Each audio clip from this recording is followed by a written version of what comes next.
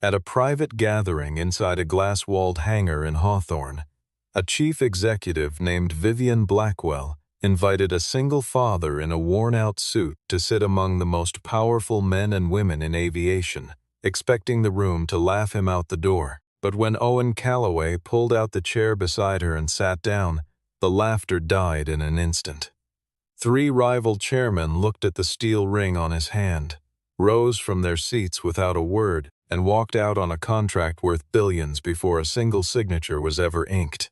Vivian had no idea why. Owen knew exactly why.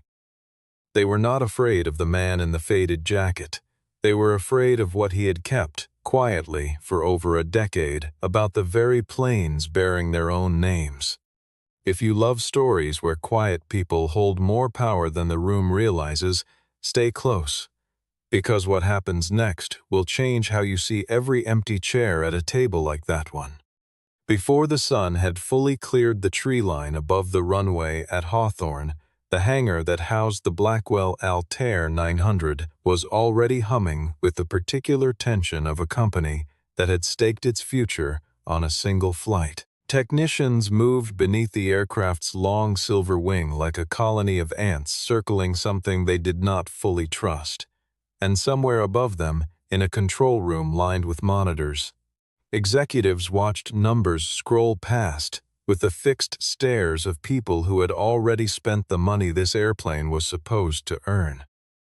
Owen Callaway knelt near the joint where the left wing met the fuselage, running a gloved hand along a seam that most people would have never noticed, listening to the aircraft the way another man might listen to a familiar voice on the phone for signs of something wrong beneath the words.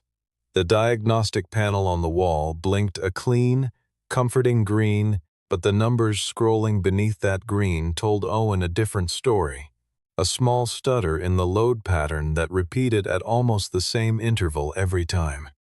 Too rhythmic to be noise and too subtle for anyone not looking for it. He straightened up, wiped his hands on a rag that had gone gray from years of use, and walked over to the fueling supervisors with a request that would, within the hour, upend the entire schedule.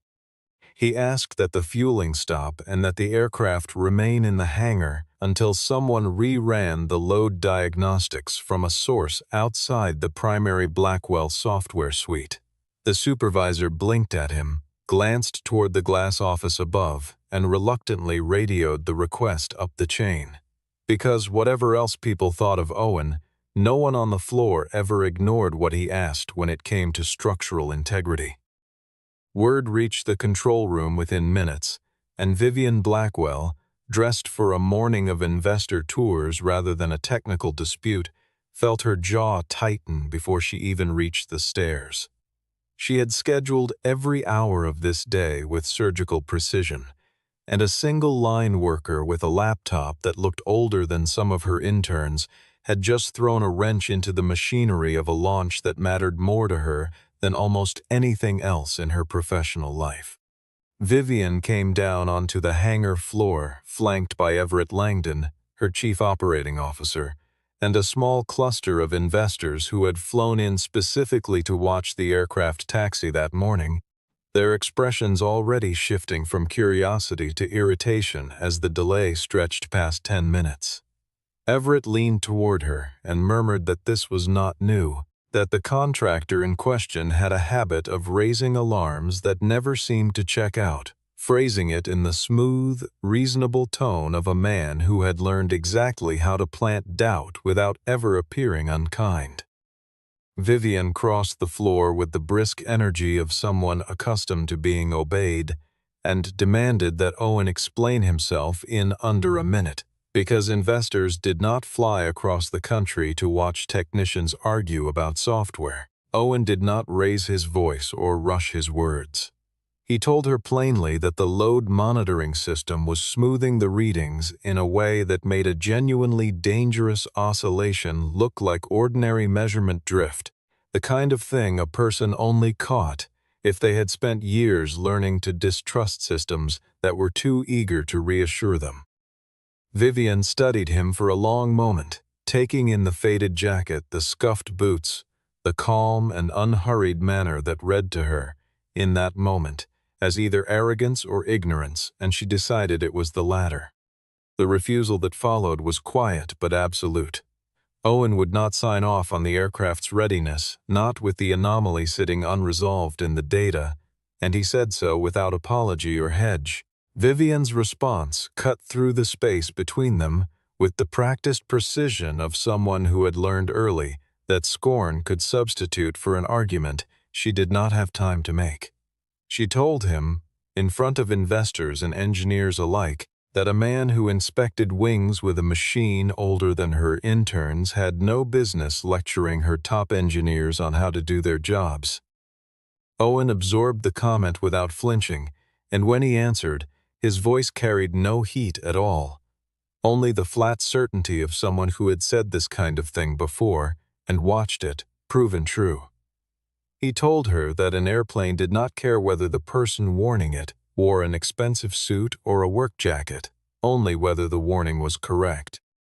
Vivian, unwilling to let a contractor have the last word in front of people whose money she needed, ordered that another engineer be brought in to sign the release instead, and as she turned to walk away, Owen looked past her toward the Altair sitting quiet and gleaming under the hangar lights, and said that if it flew that day, she should hope, for everyone's sake, that he had been wrong.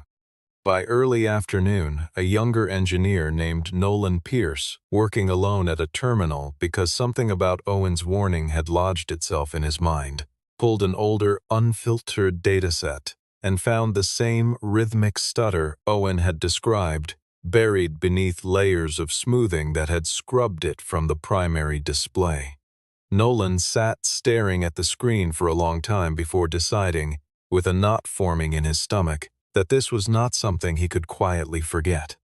That evening, word came down that the demonstration flight had been pushed back, officially due to what Everett described to the press as a routine sensor recalibration, though the delay rattled confidence at a moment when Blackwell could least afford it. Reporters who had been circling the hangar all week for photographs of the Altair's first public flight instead filed stories about uncertainty and technical hiccups, language that made investors nervous and made three rival companies quietly pleased. Vivian watched the coverage scroll across her tablet with a mounting frustration that had nowhere honest to land, because the one person she could blame was also, infuriatingly, the one person whose warning had turned out to be correct. Everett assured her repeatedly that the sensor issue was minor and would be resolved before the evening gala, his tone so steady and reassuring that it almost drowned out the small, persistent doubt gathering at the edge of her mind. She found Owen in the hangar late that afternoon, gathering his tools into a battered case with the unhurried economy of a man who had nowhere urgent to be, and she asked him, without any softness in her voice, how a contractor working on an hourly rate understood the aircraft's load systems better than the engineers she paid six-figure salaries to design them. Owen paused before answering, choosing his words the way a man chooses stones to cross a river, careful not to say more than he intended.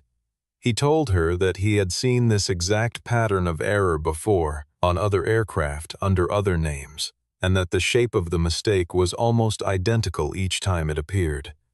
When Vivian pressed him, demanding to know where, his answer was deliberately vague, only that it had happened on planes built by companies her rivals would rather not discuss in public.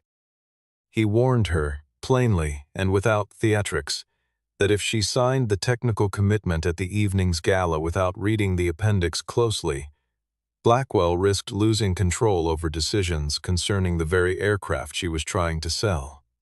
Vivian, convinced this was simply a man inflating his own importance to seem indispensable, decided in that moment that the best way to expose him was to let him expose himself. She reached into her folder and withdrew a heavy cream invitation card, the kind reserved for the evening gala where the most powerful figures in commercial aviation would gather to finalize agreements worth staggering sums, and held it out to him with a small, sharp smile.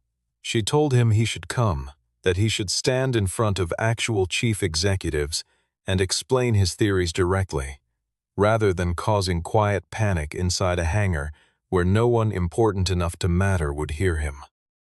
Everett, standing nearby, seemed almost delighted by the suggestion, certain that a man like Owen would be swallowed whole by a room full of tailored suits and old money the moment he opened his mouth. Owen took the card without hesitation, turned it over once in his fingers, and asked her, quietly, if she was certain she wanted him there. Vivian told him she wanted him to see, with his own eyes, exactly who decided which aircraft got to fly.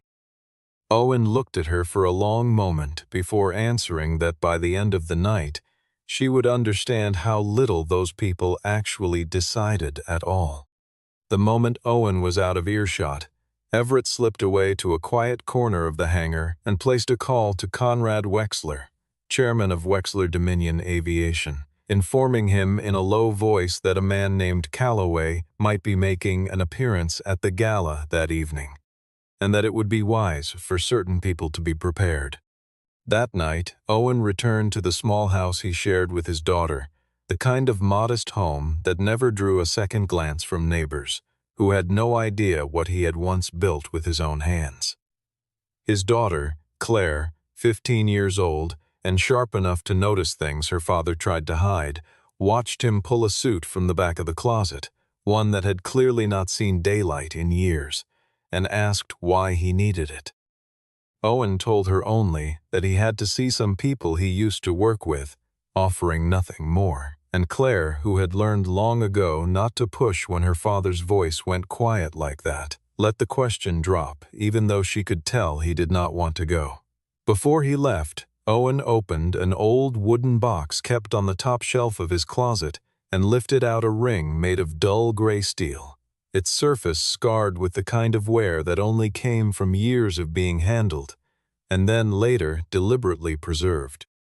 Etched faintly into the inner band was a flight designation, worn but still legible if a person knew exactly where to look, a code that meant nothing to anyone outside a very small circle of people who had once shared something extraordinary. He slid the ring onto his finger, looked at himself in the mirror for a long moment, and left the house without another word. The gala unfolded inside a glass-walled reception hall that overlooked the runway at Hawthorne. Private jets lined up outside like patient guests waiting their turn to be noticed, their fuselages catching the last orange light of the evening. Vivian moved through the crowd in a dress that cost more than most people's monthly salary, trading practiced smiles with men and women who controlled fleets worth more than small nations, her composure a carefully constructed performance, built to hide the exhaustion underneath. Conrad Wexler, Helena Carrington of Carrington Global Skies, and Grant Pembroke of Pembroke Aerospace Group clustered near the bar, their conversation circling repeatedly back to the delayed flight, each remark laced with the particular pleasure powerful people take in watching a rival stumble. When Owen arrived, Everett made a point of introducing him loudly to nearby guests as the mechanic who had apparently saved the world from a faulty sensor, and a ripple of amused laughter moved through the small crowd as several guests took in his outdated suit and mismatched shoes with open condescension. Owen made no attempt to correct anyone or explain himself, choosing instead to observe the room with the patient attention of a man reading a system rather than a party. His eyes drifted to a stack of technical commitment documents laid out on a side table, and a quick scan told him that language had been altered since the draft he'd reviewed earlier, subtle changes that most guests in the room would never think to check. Vivian, still determined to let the evening humiliate him properly, instructed a member of staff to add an extra chair directly beside her own seat at the head table, intending for Owen to sit surrounded by the very executives whose skepticism, she assumed, would dismantle him entirely. Everett watched the arrangement unfold with quiet satisfaction, certain this would be the moment that finally ended whatever credibility Owen had managed to build inside the company. As Owen approached the table, Helena Carrington's gaze dropped to his hand and fixed there, her expression shifting from polite disinterest to something closer to alarm the instant she recognized the dull gray ring on his finger. A few seats down, Conrad Wexler noticed the same thing, and without a word, quietly closed the folder of documents sitting open in front of him. Owen rested a hand on the back of the chair beside Vivienne, and as he did, three of the most powerful executives in commercial aviation exchanged a glance loaded with something that had nothing to do with amusement and everything to do with fear. Vivienne gestured for Owen to sit, introducing him to the table with the same dismissive framing Everett had used earlier, describing him as a technician who apparently believed he understood aircraft better than corporations worth billions of dollars. This time, no one laughed. Helena Carrington leaned forward slightly and asked Owen, in a voice suddenly stripped of its earlier warmth, whether he still represented Northstar Flight Systems in any official capacity. The name landed on Vivienne like a small, cold shock, though she kept her expression carefully neutral, unwilling to let anyone at the table see that she had no idea what Helena meant. Owen answered simply that ownership at Northstar had never changed hands, not in the way some people might have assumed or hoped. Conrad Wexler asked, with pointed precision, whether Vivienne had already signed any formal agreement with Owen regarding her aircraft software.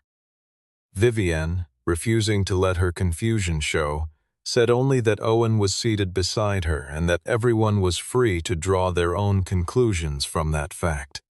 What followed happened almost too quickly to track. Conrad Wexler rose first, announcing in a measured voice that Wexler Dominion was not yet prepared to sign any binding technical commitment that evening, offering no further explanation as his assistant quietly gathered his papers. Helena Carrington followed almost immediately, motioning to her legal counsel to retrieve every document bearing her company's letterhead from the table before anyone could photograph them in place. Grant Pembroke tried for a moment to maintain an air of composure, sipping his drink and glancing around as though weighing his options, but within a minute he too rose and made his way toward the exit. Smaller executives, watching the larger players retreat, began peeling away in twos and threes, murmuring apologies about early flights and prior engagements that fooled no one. Within a matter of minutes, the room that had been crowded with Vivienne's rivals only moments earlier stood nearly empty, the contract worth billions of dollars still sitting untouched and unsigned on the table where it had been left. Outside the glass walls, photographers who had gathered to capture the evening's triumphant deal-making instead found themselves documenting a strange, sudden exodus of some of the most powerful people in the industry. Vivienne waited until the last stragglers had gone, before pulling Owen into a private meeting room just off the main hall, closing the door with a force that betrayed how tightly she was holding herself together. She demanded to know how men who had never once shown fear of Blackwell Aeronautics had fled the room simply because he sat down beside her. Owen told her, calmly, that they were not afraid of him as a person, but of what he legally owned and the evidence he could produce concerning Northstar's technology. He pointed to a clause buried deep within the technical commitment, one requiring each signing company to formally confirm that its aircraft did not rely on any unauthorized modification of Northstar's original software architecture. If any of them had signed that clause in front of the man who still held the original source code and audit rights, they would have handed him documented proof of their own wrongdoing. Vivienne, still struggling to absorb what was happening, asked why Blackwell itself had not simply walked away like the others. Owen looked at her steadily and told her that Blackwell had not left the room because she did not yet know her own company was on that same list. He reached into his jacket, withdrew a small data drive, and set it on the table between them without ceremony, its plain black casing giving no hint of the weight it carried. Etched on a small label was the designation of the Altair 900, alongside a digital signature that traced directly back to Everett Langdon. Owen began, slowly, to explain where all of this had started. 12 years earlier, he told her, he had worked alongside 4 other engineers to build a system capable of detecting fatigue cracks in composite aircraft wings before they became visible to the human eye, a technology built on tracking almost imperceptible patterns of vibration under load. That system became the foundation of a company called North Star Flight Systems, which eventually licensed its technology to several major manufacturers under strict conditions, chief among them, that no company could alter the core code without direct approval from the original founding engineers. After his wife passed away from a long illness, Owen had stepped back from the company entirely, choosing a quieter life so he could raise Claire without the constant demands of an industry that rarely left room for grief. He retained ownership of the source code and full audit rights, a detail buried in legal filings that most people in the industry had long since forgotten, assuming wrongly that his departure meant North Star's influence over their operations had quietly faded away as well.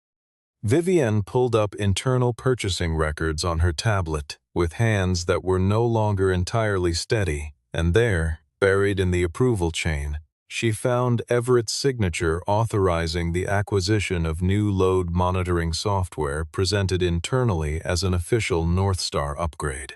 Owen told her, without judgment in his voice, that she may genuinely not have known, but that from this moment forward, continued silence would make her responsible in ways that ignorance could no longer excuse.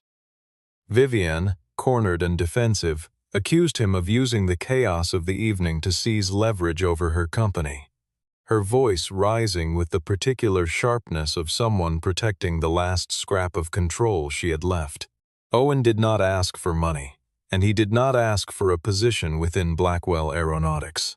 His only request was that every Altair 900 remain grounded until its data could be independently verified against the original, unaltered North Star system. Everett appeared in the doorway. Moments later, his expression composed into practiced concern, denying every accusation with the smooth confidence of a man who had rehearsed this exact defense long before it was needed. He suggested to Vivienne that Owen was nothing more than a bitter former engineer attempting to extort the industry using outdated patents that no longer held any real authority.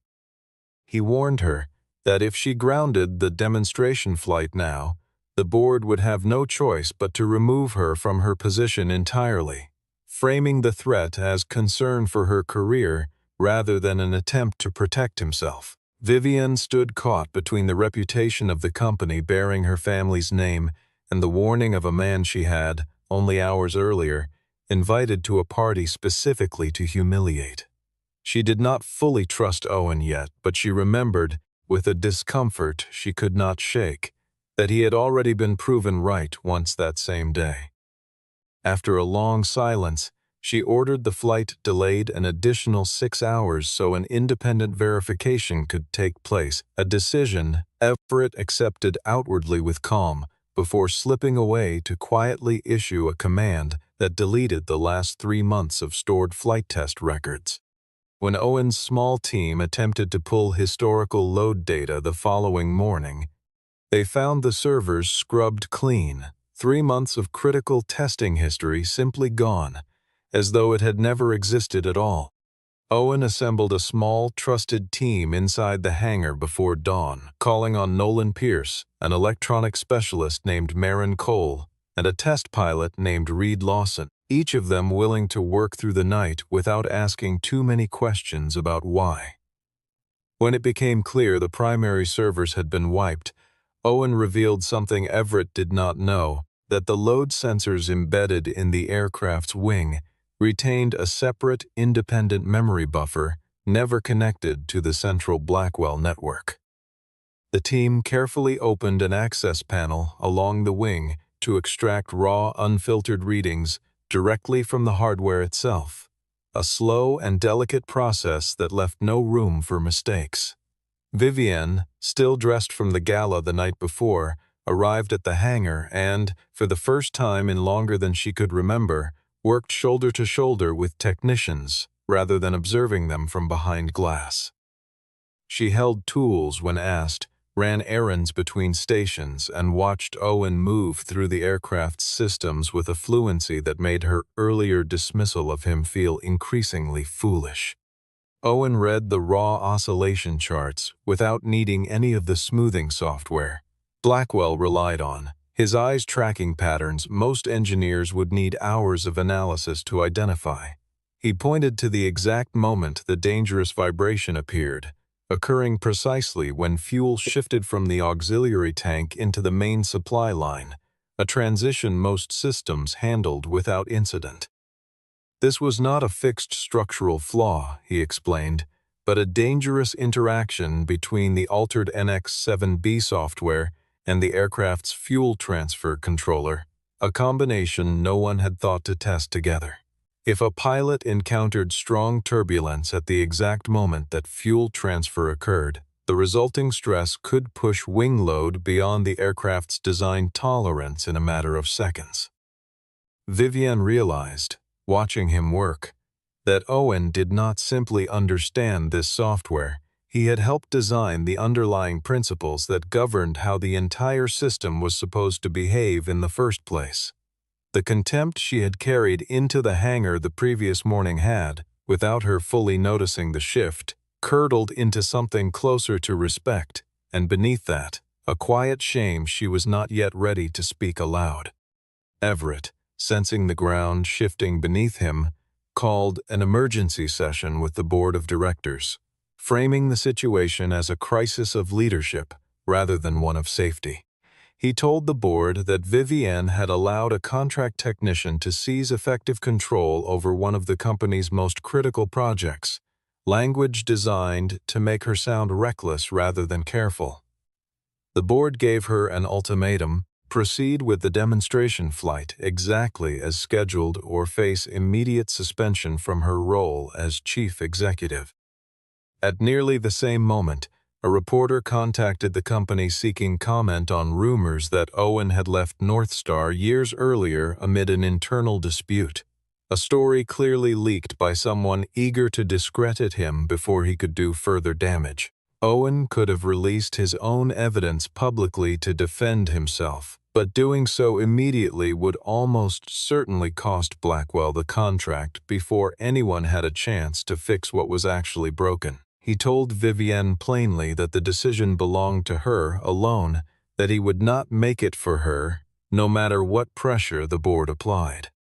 She now had to choose between protecting the executive chair she had spent years earning and protecting the lives of everyone who would eventually board an Altair 900. When Vivienne finally announced that the aircraft would still take the runway as scheduled, Owen felt something in his chest tighten, certain, in that moment, that she had chosen the chair over the truth after all. What Owen did not yet understand was that Vivienne had no intention of running the flight the way the board expected. Rather than presenting it as a routine commercial demonstration meant to reassure investors, she quietly restructured it into a fully monitored technical test flight, stripped of its celebratory framing entirely. She required every investor and client in attendance to watch live data feeds from the ground, rather than simply witnessing a smooth, choreographed takeoff meant to inspire confidence. In front of all of them, she stated plainly that Blackwell was actively investigating an irregularity within its load monitoring system, a level of transparency that visibly unsettled several members of her own board.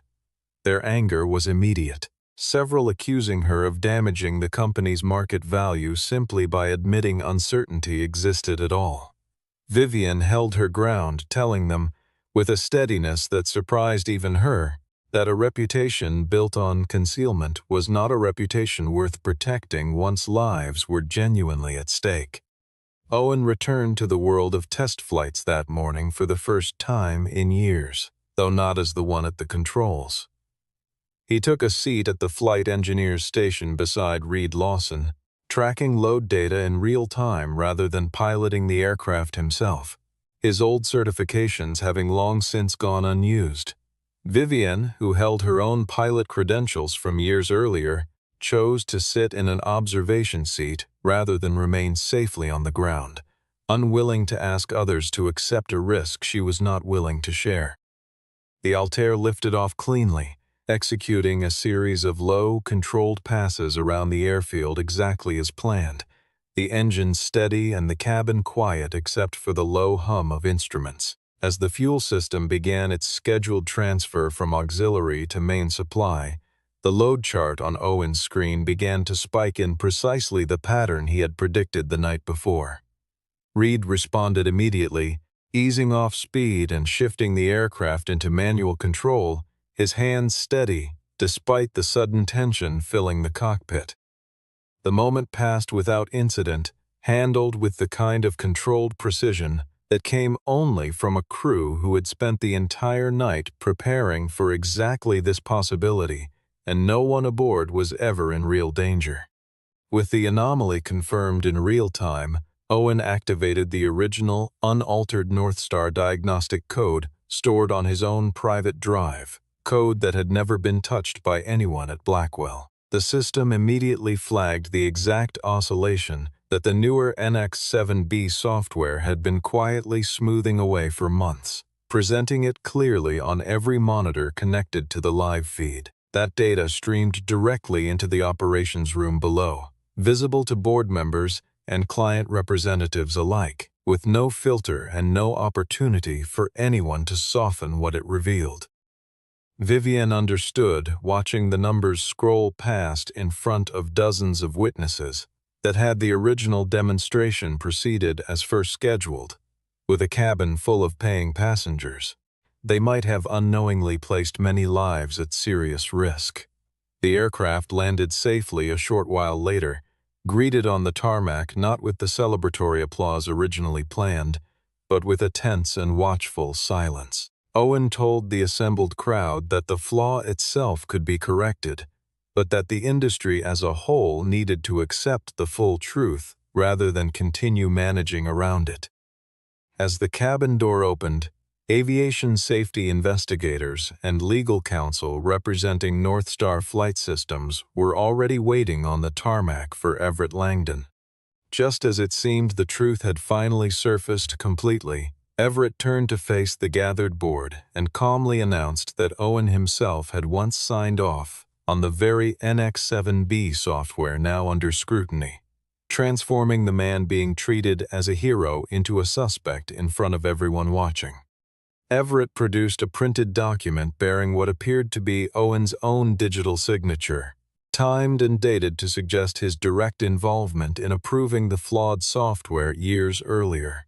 He suggested, with practiced calm, that Owen had quietly accepted payment from multiple manufacturers before reinventing himself as a whistleblower, framing the entire evening as an elaborate act of manipulation. Several board members, already exhausted and rattled by the day's events, began to look at Owen with fresh suspicion, uncertain now who exactly deserved their trust. Vivian stood at a genuine crossroads, holding an opportunity to shift the entirety of the blame onto Owen and quietly protect both herself and her company from further scrutiny. Owen did not deny that the signature belonged to him, acknowledging calmly that the digital key had indeed been his at one point, but explained that it had been formally revoked years earlier following his departure from Northstar. To prove it, he explained, he would need direct access to Northstar's original, untouched archival servers, records that existed entirely outside Blackwell's system and could not be altered by anyone in the room. Everett, sensing an opening, instructed security to escort Owen from the building immediately, his voice sharp with the confidence of a man certain he had just regained control of the narrative. Vivian stepped between them before security could move, stopping the moment cold with a single raised hand. In front of the entire board, she admitted openly that she herself had invited Owen to the gala the previous evening, specifically intending to embarrass him, a confession that visibly startled several people in the room. She told them that mistake did not entitle her to keep judging him based on appearances, particularly not after everything the previous day had proven about who had been telling the truth all along. Vivian personally authorized full access to Blackwell's internal systems for Owen and instructed her legal team to cooperate with him completely, without restriction or delay. It was, for perhaps the first time in her career, a moment where she placed the truth above the protection of her family's carefully built reputation. The steel ring Owen wore was not merely a keepsake from a life he had left behind, but a physical authentication key belonging to Northstar's original founding engineers, one of only a handful ever created. Owen used it to unlock an archival storage vault that no one at Blackwell had known existed, its records protected by hardware verification that no software manipulation could ever forge. The recovered logs showed clearly that the signature on the NX-7B contract had been generated 3 full years after Owen's own access credentials had been formally deactivated, a timeline that made his supposed approval technically impossible. The authentication trail led directly back to a private office terminal registered to Everett Langdon, leaving no reasonable alternative explanation. Additional emails recovered from the same archive proved that Everett had sold the identical flawed software to Wexler, Carrington, and Pembroke as well, each transaction structured to look like a legitimate upgrade. It became clear, in that moment, exactly why the 3 rival executives had fled the gala so quickly the night before, each of them having been personally assured by Everett that Owen would never resurface to challenge what they had all quietly agreed to overlook. Just when the evidence seemed complete, Owen revealed one final detail, that Everett had not acted entirely alone, and that at least one member of Blackwell's own board had helped him conceal the truth for years. The man who had helped Everett was Malcolm Blackwell, Vivian's own uncle, and the company's honorary chairman, a figure whose name carried nearly as much weight within the organization as her own. Malcolm had long believed that strict safety standards were costing Blackwell valuable ground in an increasingly competitive market, a belief he had never hesitated to share in private conversations. He had authorized Everett's rollout of the NX-7B software under the justification that every competing manufacturer was quietly doing something similar, treating the shortcut as an unfortunate but necessary cost of staying relevant. Malcolm now demanded that Vivian hand Owen over to legal proceedings and keep the entire matter contained, insisting this was the only way to protect the family name that had built the company from nothing. He reminded her, coldly, that Blackwell Aeronautics had existed long before she was ever born and would continue to exist long after her, regardless of whatever decision she made in that room.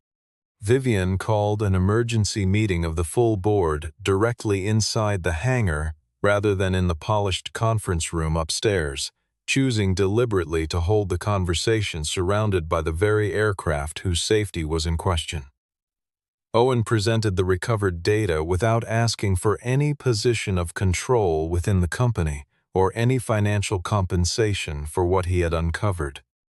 His conditions for restoring Northstar's license were simple and unyielding: that Blackwell disclose every violation publicly, that every aircraft currently in service be independently re-inspected, that both Everett and Malcolm be permanently removed from any operational authority, and that an independent oversight mechanism be established going forward. Several board members resisted fiercely until they learned that all 3 rival companies had already begun quietly grounding portions of their own fleets in the wake of the previous night's revelations. If Blackwell acted decisively now, ahead of its competitors, it stood a real chance of becoming the first company in the industry to genuinely rebuild public trust rather than simply manage the fallout. Vivienne cast her vote against her own uncle, her voice steady even as her hands trembled slightly beneath the table where no one could see. Both Malcolm and Everett were formally suspended pending a full investigation, their offices sealed before the day was finished. Blackwell voluntarily halted all deliveries of the Altair 900, a decision that caused the company's stock to dip sharply within hours. Though not a single client chose to cancel their existing contract outright. Many pilots and engineers within the company publicly voiced support for Vivienne's transparency, several noting that they had long suspected something was being hidden but had never felt safe enough to say so aloud. Owen did not accept a position as chief executive, nor any ownership stake in Blackwell Aeronautics, choosing instead to serve as an independent technical advisor with one specific, non-negotiable authority: the power to ground any aircraft the moment he identified a genuine risk. After the meeting finally ended and the hangar had emptied of board members and lawyers, Vivienne turned to Owen and asked, quietly, why he had continued to help her at all after the way she had treated him. Vivienne admitted, without excuse or deflection, that she had invited him to the gala specifically because she wanted him to feel small in front of people whose opinions mattered to her far more than they should have. She confessed that she had grown so accustomed to people respecting the Blackwell name on sight that she had stopped noticing how easily she used that same power to diminish people who could offer her nothing in return. Owen did not rush to comfort her or offer easy forgiveness, choosing instead to let the silence between them sit for a moment before he responded. He told her that an apology only meant something once the person offering it actually changed how they treated people who could not do anything for them in return. Owen explained, without bitterness, that he had not helped Blackwell for Vivienne's sake, and certainly not for money he had never needed nor wanted. What mattered to him was that no young engineer, somewhere down the line, should ever have to carry the knowledge that they had seen a danger coming and lacked the power to stop a plane from taking off anyway. He wanted his daughter, Claire, to grow up believing in a world where people were listened to because they were right, not because they happened to be wealthy or well-dressed. Vivienne promised him, without hesitation, that every technician at Blackwell would be granted the explicit authority to halt any process the moment they identified a genuine safety concern, no matter their title or rank within the company. 3 months later, the Altair 900 completed its full certification flight, running entirely on the original, unaltered Northstar code that had once been quietly stripped away in the name of speed and cost. Wexler, Carrington, and Pembroke all eventually returned to the negotiating table, though this time each was required to accept the transparent oversight framework Owen had insisted upon from the very beginning. At the public announcement marking the aircraft certification, Vivienne kept a single chair reserved beside her own, exactly where it had stood on the night of the gala months earlier. No one in the room laughed this time when Owen walked in and took his seat. She introduced him to the crowd not as a mechanic, nor as some secretly wealthy figure playing a long game, nor as a rescuer swooping in to save the company at the last moment.